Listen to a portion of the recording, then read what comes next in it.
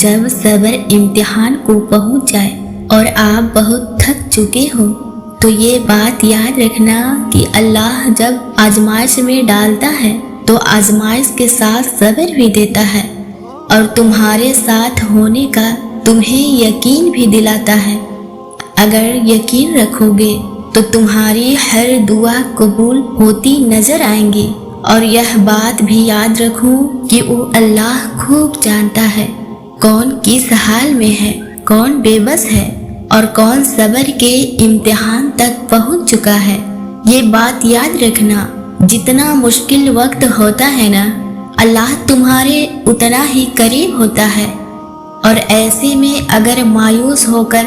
ہار مان کر تم اللہ کو چھوڑ دو گے تو کوئی چیز ہاتھ نہیں آئے گی۔ جہاں اتنا صبر کیا ہے وہاں تھوڑا صبر اور سہی۔ غم نہ کرو، اس مشکل حال میں بھی اللہ تمہارے آس پاس ہی ہے، اسے اپنے من میں تلاش تو کرو، اور پھر تم دیکھو گے جب تک تمہارا نصیب نہیں بدلا ہے، ہر خوشی ہر خواہش جب تک صرف خیالوں میں بھی تمہارے مقدر کا حصہ بن جائے گی، بس تم اس کی رحمتوں کو یاد کرو اور یقین کر لو کہ تمہارا رب ہر شے پر قادر ہے۔ کبھی کبھی اللہ تمہیں بے بسی کے مقام پر اسی لیے لاتا ہے کہ تم اس سے رجوع کرو، اس کی طرف بڑھو، اس سے مانگو اور یقین سے مانگو، اور جب تم ایسا کرتے ہو تو وہ بھی ویسا ہی کرتا ہے جیسا تم چاہتے ہو۔ مان لو کہ اس کی مدد تمہارا راستہ دیکھ رہی ہے، تمہاری دعا کا راستہ، وہ راستہ جس پہ تم نے اپنے آنسو قربان کیا ہے، وہ راستہ جس پر تم نے سجدوں کی مالائیں بچھا رکھی ہیں۔ بس تم ایسے ہی اپنی آنسو قربان کیے جاؤ اور اپنے سجدوں کی مہک اس رب کی تحفے میں دے جاؤ، پھر تم دیکھو گے وہ کیسے تمہارا نصیب بدلتا ہے،